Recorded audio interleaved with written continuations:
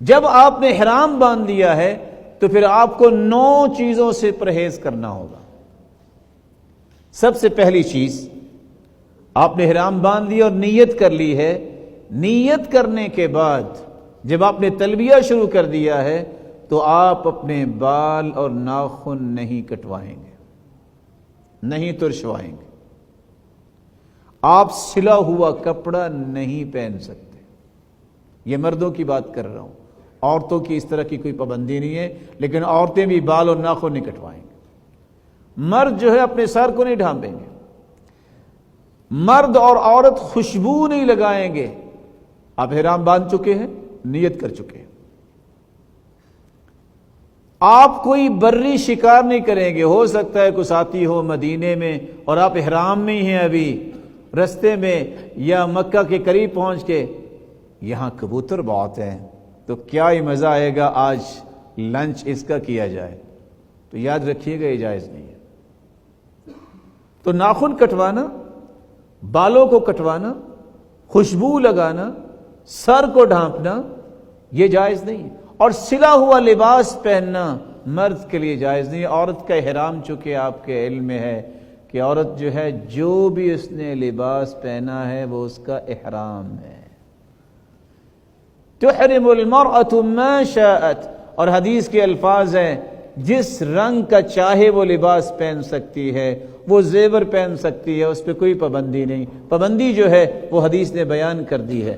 مرد سے کہا ہے فَلْيُحْرِمْ أَحَدُكُمْ فِي إِزَارٍ وَرِدَاءٍ وَنَعْلَيْن، مرد کو چاہیے کہ ایک چادر اوپر اور ایک نیچے، ردا اور ازار، اور جوتی پہنے۔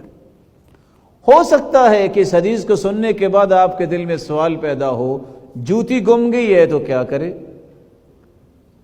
وَمَن لَّمْ يَجِدْ نَعْلَيْن فَلْيَلْبَسْ خُفَّيْن، جوتی نہیں ہے اس کے پاس تو موزے پہن لے، لیکن ساتھ حکم یہ دیا وَلْيَقْطَعْهُمَا أَسْفَلَ مِنَ الْكَعْبَيْن، ٹخنوں سے نیچے اسے کاٹ لیا جائے، ٹخنے ننگے ہو جائے۔ یہاں یہ بات بھی آپ سمجھنے والی ہے کہ کچھ لوگ آپ کو کہیں گے آپ بند جوتی نہیں پہن سکتے، آپ کو کینچی جوتی پہننی ہے۔ اچھا، کینچی جوتی کس حدیث میں آئی ہے؟ اس وقت جو ہے اس دور میں کینچی جوتی کی دکان کس کی تھی؟ حکم یہ ہے کہ آپ پاؤں میں جو جوتی پہن رہے ہیں یا اسی طرح اپنے موزے پہنے ہیں تو ٹخنوں سے نیچے نیچے ہو، وہ آپ کوئی بھی جوتی پہن سکتے ہیں جو آپ کے لیے آسانی ہے، چلنے میں آسانی ہو، آپ کو پریشانی نہ ہو۔ اسی طرح آپ کو یہ بھی ہو سکتا ہے سوال پیدا ہو، اور آپ ہو سکتا ہے کہ مجلس کے آخر میں کریں کہ جی بس وہ مجھے لگا کہ یہ میرا احرام جو ہے خراب ہو گیا، تو اب کیا کریں؟ دھو لیں۔ آپ چینج کرنا چاہتے ہیں تو چینج کر لیں۔ آپ سمجھتے ہیں کہ آپ نے سفر کیا اور وہاں جاتے جو ہے گرمی اتنی ہے، اس کی حدت و شدت کی وجہ سے آپ کو محسوس ہو رہا ہے کہ اب یہ احرام ہے تو میں کیسے کروں، آپ احرام چینج کر سکتے ہیں۔ اور ایک نئی بات جو آپ کو سمجھنی ہے، بسا اوقات جلدی میں ایک احرام کی چادر ہینڈ بیگ میں رکھ لیتے ہیں اور ایک میں جمع کروا دیتے ہیں، جو بیگ اس میں چلی جاتی چادر۔ اب کیا کریں؟ جہاز بھی ہے، جہاز میں دکان بھی نہیں ہے کہ احرام کہاں سے لیں، تو رسول اکرم صلی اللہ علیہ وسلم نے اس کا بھی طریقہ بتا دیا کہ اگر کسی کے پاس چادر نہیں ہے، ایسا ماحول بن گیا ہے تو اوپر والی چادر تو پہنے گا اور نیچے پیجامہ پہن سکتا ہے۔ یہ مینا میں بھی ہو سکتا ہے، آپ کو اللہ نہ کرے کوئی مسئلہ، یہ عرفات میں بھی ہو سکتا ہے، اور یہ آپ کو مزدلفہ میں بھی ہو سکتا ہے، اور جاتے وقت بھی ہو سکتا ہے۔ لیکن یہ بات یاد رہنی چاہیے، حکم یہ ہے جب آپ نے احرام باندھنا ہے تو لا تلبسوا القمص، قمیض نہ پہنو، ولا العمائم، پگڑیاں نہ پہنو، ولا السراویلات، شلوار نہ پہنو۔ احرام میں ہے، آپ احرام کی چادریں پہنیں، سفید رنگ کی چادریں پہنیں۔ ولا البرانس، آپ لمبی ٹوپی نہ پہنیں۔ ولا الخفاف، اور آپ اسی طرح موزے جو ٹخنوں سے بھی اوپر چڑھے ہوئے ہیں وہ نہ پہنے، ہاں کاٹ کے پہن سکتے ہیں۔ عورت کے لیے کیا ضروری ہے؟ انہیں احرام جس لباس میں اسے احرام باندھنا ہے۔ کتنے نیک گھرانے، باپرد گھرانے اللہ انہیں سلامت رکھے اور عزتوں سے نوازے. نہ جانے انہیں کون بتاتا ہے کہ بس یہ حج پہ عورت تو پردہ نہیں کرے گی. اس غلط فہمی کو سمجھیے. حکم یہ ہے لا تنتقب المرأة المحرمة ولا تلبس القفازين. احرام باندھنے والی عورت نقاب باندھے گی نہیں اور گلوز استعمال نہیں کرے گی. اس کا مطلب یہ نکلا اگر وہ احرام کی حالت میں نہیں ہے تو اسے نقاب بھی باندھنا ہے اور گلوز بھی استعمال کرنے ہیں. جیسے کہ سیدنا حسان رضی اللہ تعالی عنہ فرمایا کرتے تھے مومنہ عورتوں کے بارے میں، صحابیات کے بارے میں، يخمرن اطراف البنان من التقى ويخرجن جنح الليل معتجرات. کہ صحابیات کی شان یہ ہے، ہاتھ تو دور کی بات ہے، انگلیاں بھی نہیں، انگلیوں کے پوروں کو بھی وہ چھپا کے گھر سے نکلتی تھی. وَيَخْرُجْنَ جُنَحَ اللَّيْلِ مُعْتَجِرَاتٍ، رات کی تاریکی میں بھی نکلتی تو سر سے پاؤں تک ڈھکا ہوتا تھا. عربی زبان میں 3 لفظ بولے جاتے. ایک ہے نقاب، آنکھوں کے نیچے سے جب ایک پٹی یا کوئی چیز باندھتی ہے عورت، اس کو نقاب کہتی ہے جب باندھتی ہے. اگر ہونٹوں کے اوپر رکھے تو اس کو کہتے ہیں الاکفان. اگر ٹھوڑی پہ باندھا جائے تو کہتے ہیں اللسان.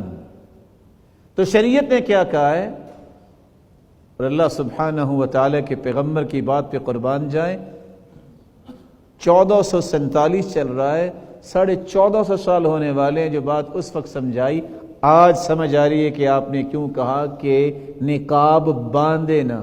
اس وقت تو 1,44,000 صحابہ تھے، آج تو کتنے ملینز لوگ حج کرتے ہیں تاکہ دم نہ گھٹ جائے، کوئی مسئلہ نہ ہو، کسی کو سفوکیشن ہے، کوئی مسئلہ ہے تو اس کے لیے کوئی پرابلم نہ ہو.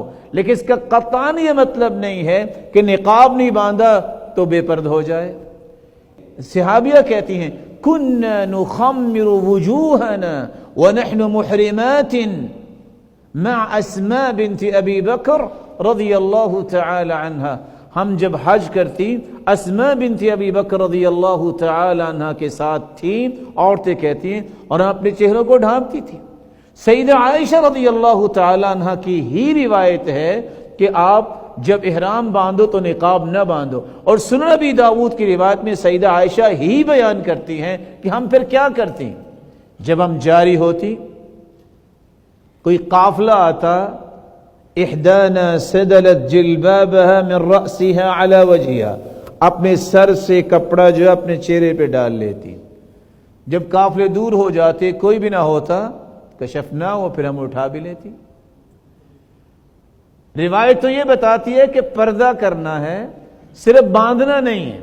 کچھ لوگوں نے اسے اور ایک معنی کشید کر لیا، وہ ایک ایسی کیپ لے لیتے ہیں، شاید کہ کھیل کے میدان میں آج اتر رہے ہیں، کہ چہرے کو کوئی پردے کا کپڑا نہ لگ جائے وگرنہ حج باطل ہو جائے گا. امت کو ایسی باتوں کی طرف نہ لے جاؤ جس کو شریعت نے نہیں کہا. سوال یہ ہے جو آج ہم کھیل کے کھلاڑی جو ہیں، کھلاڑیوں جیسی کیپ پہنا دیتے ہیں، یہ صحابہ کرام کے دور میں کس نے بنائی تھی ٹوپی اس طرح کی پہلے؟ یعنی ایسی چیزوں کی پابندی کروانا جس کا شریعت میں کوئی ثبوت نہیں ہے. تو عورت کے لیے یہ جائز ہے کہ وہ فلتلبس الجوربین، اس کو اجازت ہے، مرد کو اجازت نہیں ہے.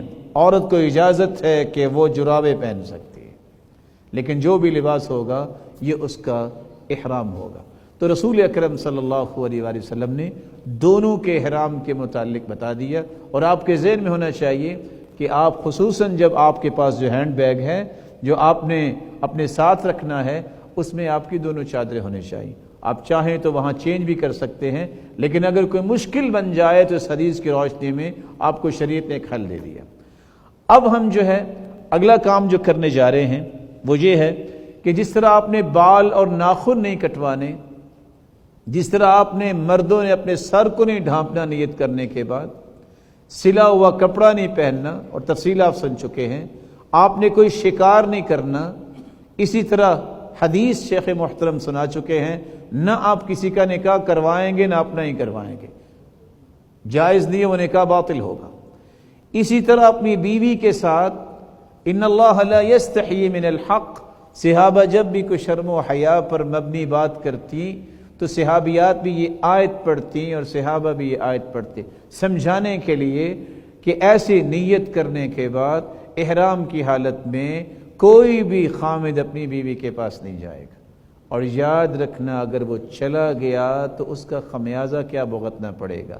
اگر ناخن کاٹ لیے، بال کٹوا لیے، یا اس نے کوئی سلا ہوا کپڑا پہن لیا، یا شکار کر لیا، یا اس نے سر کو ڈھانپ لیا، یا نقاب باندھ لیا، یہ 5 کام اگر کر لیے تو اسے کیا کرنا ہوگا؟ یا دم دے، یا 6 مسکینوں کو کھانا کھلائے، یا 3 روزے رکھے۔ یہ کون سے 5 کام ہیں؟ ناخن، بال، سر ڈھانپنا، خوشبو وغیرہ لگانا، اور اسی طرح شکار کرنا۔ اور شکار جو کرنا ہے، جتنا شکار ہوگا اتنا صدقہ دینا ہوگا، یہ چھٹی بات ہے۔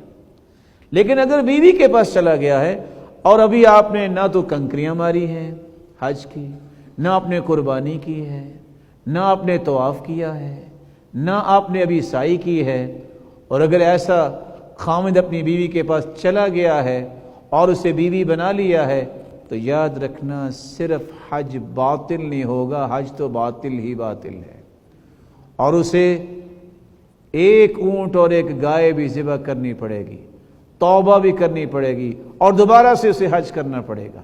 اس بات کا خیال رکھنا بہت ضروری ہے۔ اس کے بارے میں بڑی عمدگی کے ساتھ شیخ مکرم نے شروع سے ہی تنبیہ کر دی، وہ حدیث سناتے ہوئے کہ بالکل گناہوں سے پاک صاف ہونے کے لیے یہ ضروری ہے، من حج للہ فلم یرفث، وہ اپنی بیوی کے پاس نہ جائے، ولم یفسق، کوئی فسق و فجور نہ کرے، اور نہ ہی کوئی جھگڑا کرے۔ پھر وہ جب حج کر کے واپس آئے گا تو ایسا ہوگا جیسے اس پر کوئی گناہ نہیں۔